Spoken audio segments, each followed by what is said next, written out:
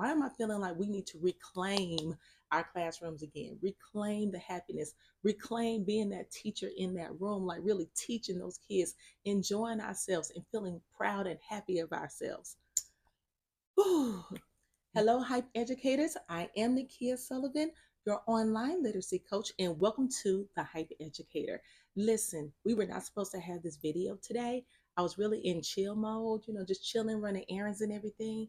But this was sitting heavy on my spirit today, and I felt like we were going to have to talk about it. Look, today, what we are going to talk about is basically bringing that hypeness, that litness back to education. We need to bring that back, guys. So if you are trying to bring back your litness, your heightenedness back to education, if you're ready to like transform your teaching experience, guess what? You have come to the right spot. I'm about to tell you why I'm feeling this way. Why am I feeling like we need to reclaim our classrooms again, reclaim the happiness, reclaim being that teacher in that room, like really teaching those kids, enjoying ourselves and feeling proud and happy of ourselves. I'm going to start off by saying, like many of my fellow educators out there, everywhere, I too have faced struggles and challenges in education. I too have felt that feeling of, whew, can I do this again? I too have felt that feeling of, this is a lot. It's heavy on me. My day to day activities seem very chaotic. There's a lot of noise going around me, and I'm feeling like I'm not doing the self care that I need to because I'm too tired to even do that. I too have felt that. Okay. I too have had a class who may have been a little out of control, and it's like, whoa, wait a minute, what's going on? I too have been there. But I also can tell you there are some things that we can change in education, and there's some things that are out of our hands. I am responsible for what I can change. I am responsible for the things that I can change inside my classroom. And those are the things we're going to focus on so that our classrooms won't be chaotic, so that we won't have all of that stress on us. Okay? That's important. And when we make sure those things are aligned and those things are in order, all that other stuff that we'll have to deal with, it won't sit as heavy because in our classroom, that will be in order. So let's talk about those issues and let's talk about how we're going to solve those problems. So let me tell you what has really sparked this in me. I've seen numerous social media posts, okay, of teachers saying what they're dealing with in education. Now, this is what I love about this. It is bringing awareness to what's going on. It brings the awareness. But something about this last post that I have seen, it just sat heavy on me.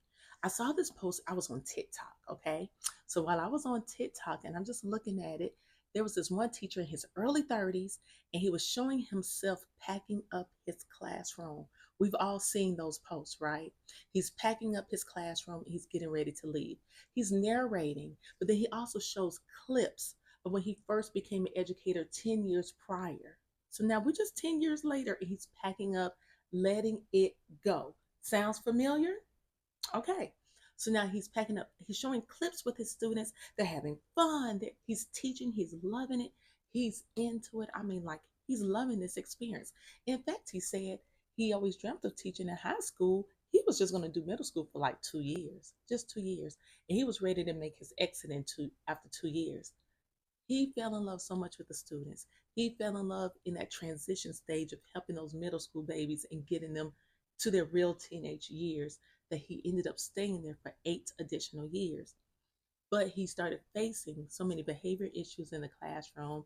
He said lack of support from fellow teachers and admin, and the workload was just piling on to where it's like he felt like he could not be a teacher. And after all, we are all in this because we want to be what? Teachers.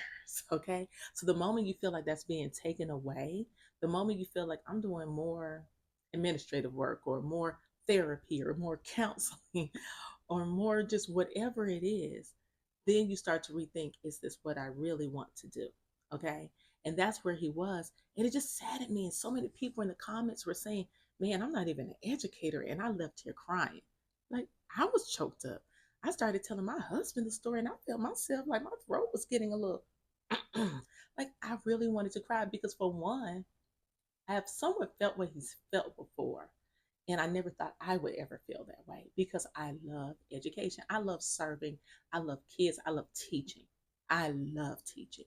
So when you do get to that moment, it's concerning. So now I am very concerned because how many teachers, how many educators are out there saying the same thing, right? So again, like I said, me, I've actually kind of been there, you know? And what I knew I needed to do was reclaim. I got to reclaim my happiness because I'm not going to work every day miserable. I can't do it.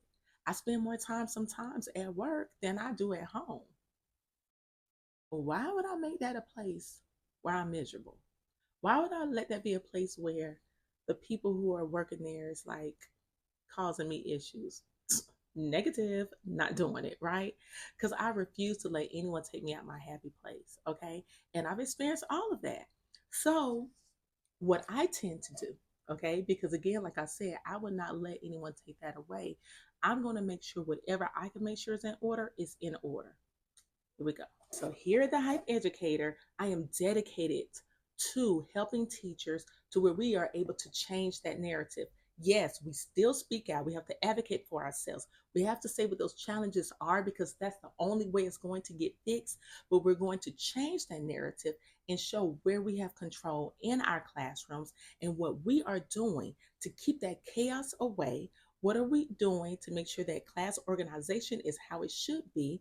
And specifically because I am an ELA teacher, specifically when it comes to reading and writing, what are some processes that we have in the classroom, okay, that's going to make it smooth? What are we doing to keep it fun, exciting, engaging, okay? Because when we're having fun, our students are having fun. And when they're having fun, now they are learning. And when they are learning, they're showing growth. That's what we're here for. Yes. So that is why I have been so busy, okay, this summer while I had time off, basically even rebranding this channel. I have been rebranding it so that we're focusing on literacy, we're focusing on keeping reading, writing, education, and all just hype and lit, okay? And getting resources together for teachers just to help you in the classroom. What are some things that's going to help you in small groups? What are some things that will help you with your morning work? What are some processes? What are some procedures, some routines? I've even wrote an ebook, guys. Check it out, check it out, check it out. I have an ebook that focuses on classroom management, procedures, routines, and building relationships with students. Now, you know how important that is. Very important. Very important. If we're not doing that, it's going to be so hard, guys, in our classrooms. It's just going to be hard. It makes things difficult. You got to have routines. You have to have procedures that are in place. And I mean, down to everything, down to how are we going to collect the pencils? Yes. Now, also remember, we have babies who are dealing with different things going on, okay? We have some sweethearts, they have ADHD, ODD, okay? Now, these are things that they cannot change. However, it can impact our classroom. It can make it hard for teachers when you don't know how to deal with those behaviors. I also have an ebook for that. Just saying, I have one. And it's based off of my experiences, everything that I have done that has worked. Things that work to bring my classroom together. Now, do I have a perfect classroom? No. But is it close to being perfect when I follow those procedures, when I follow the strategies that I outlined in my ebook? Yes, it is. Okay. And that's why I wanted to share it with you because we do not gatekeep. We are not gatekeeping. Do not gatekeep, y'all. We have to share. So, in the comments right now, in the comments, please put some things that maybe you have done. Share with me what are some things you do in your classroom? What are some of the main procedures and routines that you like? Oh, if I don't have this, it's going down. Okay. What would that be? And again, like I said, when we're doing these things, our classroom, the organization, everything is together. And you don't have to feel like everything is so chaotic. It sounds little, but it's so big. It's so big, okay? Down to even your small groups, your rotation. How smoothly does that work? Come on. Get your routines and your procedures together, okay? Now, again, like I said, those ADHD and our ODD babies, we always want to look at it like, oh, behavior issues. No, no, no, no, no, no. We're not going to look at it that way, okay? But we're going to look at it, what can I do on my end? Because they're going to be in your classroom. They're going to be in your classroom. I know. My husband just came home. All right, so look, they're going to be in your classroom. What are we going to do? So that we can make sure we help them with the jitters, maybe the outbursts, and all of those things. There are things we can do, guys. It's in my ebook, okay? It's in my ebook. And we're going to start with building relationships. We're going to start by showing how we can differentiate in the classroom.